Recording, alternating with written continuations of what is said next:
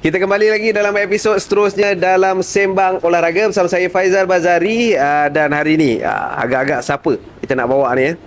Okey, inilah dia atlet lempar cakra kita, iaitu Nur Atikah Sufia. So, first of all, how are you? Okay, Alhamdulillah. Okey. Hari ni datang ke set nampak bertenaga. Jadi first of all, mungkin ramai yang kurang mengetahui sikit tentang sukan, especially kategori ataupun acara lempar cakra ni. So Atikah boleh share sikit tentang Atikah and penglibatan dalam sukan lempar cakra. Okay, Assalamualaikum. So saya Nur Atikah Sufia, atlet lempar cakra negara. Mula-mula saya berkecimpung sebenarnya complicated juga. Pada asalnya dulu saya tak adalah nampak sizing seperti seorang balingan. Maksudnya macam kecil lah juga kan, macam seorang pelari ataupun nampak jauh background macam tu. Masa zaman sekolah rendah dulu saya main olahraga juga, main juga banyak sukan jugalah kan. And then kalau olahraga ni main acara sprinting and jumping dulu kan. And then masa masuk sekolah menengah, so cikgu tanyalah, okey awak dulu main acara apa? Saya cakap lah lari, lompat kan. So dia try bagilah main semua acara, lompat, lari, apa semua, long distance pun dia bagi juga. Dia nak tengok lah mana yang okey untuk saya. Lepas tu lama-lama dia rasa macam betul ke kan boleh main ni kan, sebab macam tak apa-apa nak bagus sangat. Lalas dia fikir macam tak boleh, tak apalah, kau try je lah main lembing ke cakra ke sekali. Tutup kat situ rupanya masa form 1 dululah. Arwah cikgu saya dululah. And then daripada form 1 lah start main lempar cakra, sebab sekolah rendah dulu tak ada cakra, ada lontar peluru dengan lembing sahaja untuk dekat Johor lah, saya daripada Johor. So lama-lama daripada form 1 sampai sekarang saya main cakra lah, gitulah pelibatan saya. Personal best you yang you buat 46.41, betul Betul. Meter dekat Perak Open Athletics Championship 2023 dekat Ipoh. Betul. So macam mana awak lihat, adakah awak berpuas hati dengan PB tersebut ataupun sebenarnya awak boleh jauh lebih baik daripada itu? Okay. Untuk itu adalah form 1 saya pada tahun lepas lah. And then sebenarnya kita cuba juga untuk buat lebih daripada tu selepas SEA Games ataupun semasa SEA Games dan ke tahun inilah. Tapi cuma orang kata dah usaha banyak, rezeki tak ada. Sebenarnya training pun dah lebih daripada 46 lah, dah buat 48. Dan kita memang target tak naklah setakat 46 tu je, itu pun tahun lepas kan. So sebenarnya saya tak puas hati lah, nak cakap puas hati, itu memang tak puas hati lah kan. Sebab ini kalau ikutkan statistik SEA Games yang lepas 46 tu sebenarnya saya memang dah boleh dapat medal lah, gangsa. So tapi memang during that time masa SEA Games tu memang rasa body sangat best apa semua. Tapi orang kata rezeki tu tak sampai lagi. Tu yang macam tak puas hati kat situ kan. Sebab yang buat tu pun Vietnam 45 je. Jadi macam 46 tu sebenarnya memang suppose dah lebih daripada itulah. And then by this year kita cuba untuk apa yang ada game sepanjang nak ke bulan 12 ni, hujung tahun ni, kita cuba untuk push untuk dapatkan lebih daripada 46, 47, 48 dan road to 50 meter.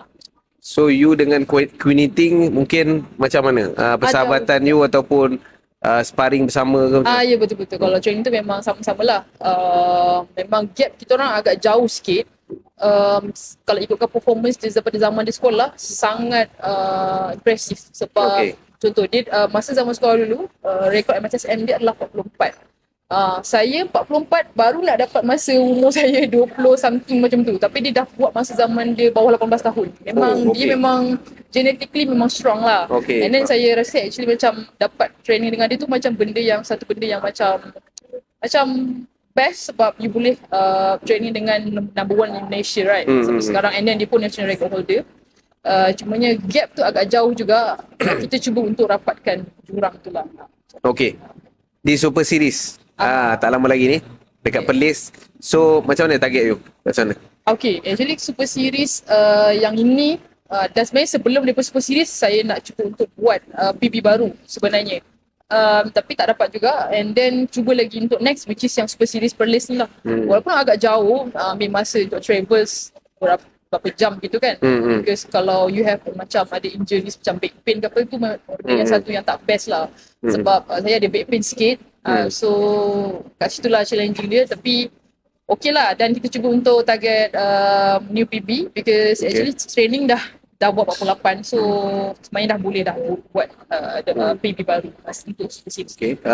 On that note, ada berbincang dengan coach tak macam mana untuk nak improvekan lagi, mungkin sekarang ni nak touch up untuk apa lagi kan, tinggal berbaki berapa hari ni. Ya, betul. Macam mana?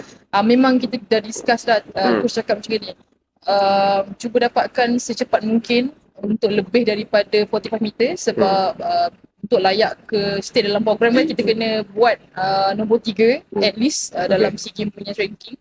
So cepat-cepat masuk program so that boleh cuti. Sebenarnya dia kata okay, you boleh cuti kalau you lepas, and then boleh masuk ke new phase which is macam kita conditioning balik and then relax balik and then naik lagi. Sebab sekarang ni tak dapat conditioning lagi, tak dapat nak down lagi sebab apa? push nak dapatkan masuk dia nak ke conditioning phase tu after kita dah betul dah tak larat lah macam tu. Macam untuk sekarang ni lah, untuk situasi sekarang ni kita nak push sampai dapatkan masuk program which is 45 meter, and then after tu baru macam lega nak pergi ke next phase. Lepas tu boleh fokus pada tahun depan. Selagi tak lepas lagi tu kena push lagi lah. Sekarang ni memang tengah fasa push. Apa momen yang mungkin paling down lah yang awak pernah tempuhi sepanjang bergelar atlet? Okay. Setakat ni yang frust, sebenarnya saya terlepas punya gangsa SEA Games yang baru-baru ni lah, which is Cambodia. Sebab kita memang dah target untuk bawa balik at least silver and gangsa, which is Queenie silver and then saya gangsa lah. Sebab yelah kita dah tengok masa. Sebenarnya Perak tu adalah competition last sebelum kita orang pergi ke SEA Games. Jadi sebenarnya condition sangat macam top, macam tengah peak. So sepatutnya kat masa SEA Games tu memang kita dah confirm dapat gangsa. Itu orang kata daripada mata kasar kan. So tapi terlepas kat situ memang down lah. Saya jenis yang kalau down, contohlah momen tu pop berlaku, okay terlepas punya gangsa kan, dia sedih gitu je lah. Tapi bila dah malam tu memang akan nangis apa semua tu. Saya rasa biasa lah untuk semua atlet yang down kan. Memang down gila lah. Efek dia lambat sikit. Dia lambat sikit. Loading lah okay. Loading sikit. Mula-mula macam speechless kan. Okay lah. Ruha-ruha kejap, malam nangis. Macam kita lah. Itu yang saya rasa down lah. So nak settle down and masuk balik betul? Macam mana? Nak settle down and kembali balik dalam mood yang betul macam mana? Biasanya macam cuba untuk macam rehat kejap balik rumah, biasanya jumpa family dan rehat kejap. Lepas tu start balik. Tak boleh stay dalam momen yang sama. So kena move on. Okay. Kita dah cerita pasal episod down. Nak tahu momen yang best pula. Okay. Momen yang best maybe masa Sukma kot. Sukma mungkin nampak macam biasa, mungkin bagi orang macam lah Sukma level je, tapi mungkin benda tu manis untuk saya, which is saya start pergi Sukma umur saya form 4. Okay, 3 kali Sukma, dan first Sukma adalah orang tak target saya macam underdog lah. Tiba-tiba saya dapat silver. Macam orang tak sangka macam dapat silver. Okay lah, macam baru orang tahu saya ni ada kat situ. And then next gangsa. Dan last kali baru saya dapat gold. Kat situ lah macam saya rasa macam dah dapat 3-3 dah. Gold, silver dengan gangsa. Kat situ macam manis saya. Manis adalah masa last saya dapat gold lah. And then PB juga waktu tu. Dari segi impian awak yang belum terlaksana? Of course. Dapat medal kat SEA Games. Sebab actually first, saya pergi SEA Games lepas adalah SEA Games pertama saya. Dan yang first kali adalah saya nak secure for medal untuk SEA Games dulu lah.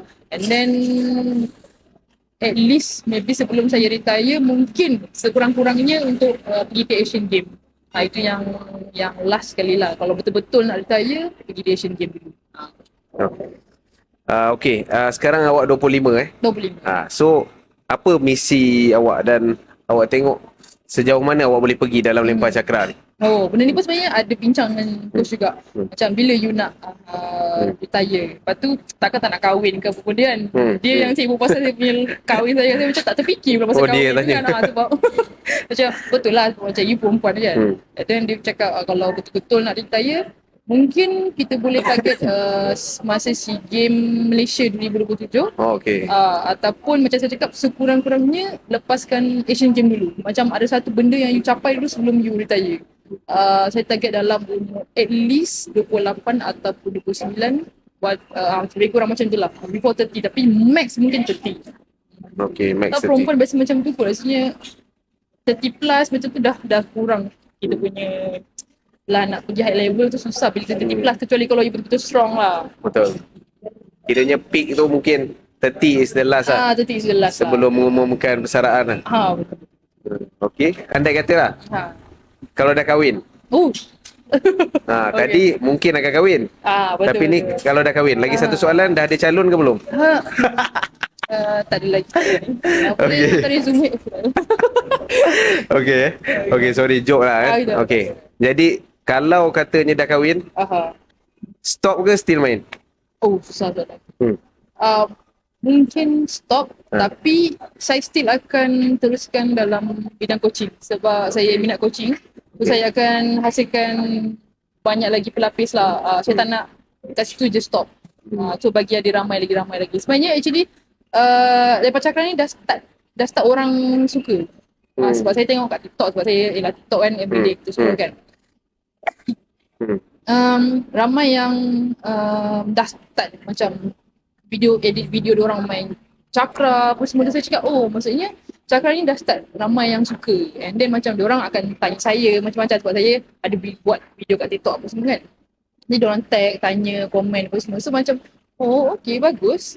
Sekarang pelapis makin ramai. Cumanya nak sustain sampai ke high performance tu susah sikit. Pelapis ni biasanya budak-budak ni sampai tahap umur dia orang dah habis sekolah pun tu dah habis gitu. Betul. Rasanya bukan Cakra je. Banyak sukan yang macam orang cakap dah kahwin dah tak boleh perform lah kan. Tapi Zaidatul membuktikan sebaliknya. Adik. Yes. Komen? Tak, dia macam ni, kahwin. Kahwin tu okey. Kahwin tapi dapat anak. Biasanya tu yang dia akan stop. Tapi kalau kahwin dan belum dapat anak lagi, belum ada komitmen untuk jaga anak, rasanya masih boleh lagi. Okey. Tapi tengok umur lah. Kalau umur dah 30 lebih tu macam susah sikit. Sebab balingan ni you kena ada power. Okey. You kena ada strength.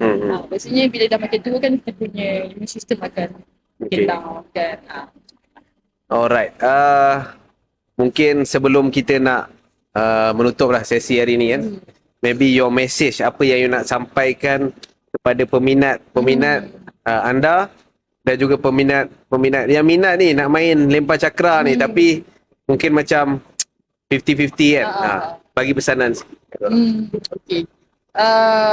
Lempar cakra ni memanglah orang kata macam boleh pergi jauh ke kan. Tapi you try dulu. Dia lain dengan sukan team sport. Team sport ni dia lebih kepada macam satu pasukan ramai-ramai, you menang sama-sama, you kalah sama-sama. Tapi cakra ni adalah individual sport.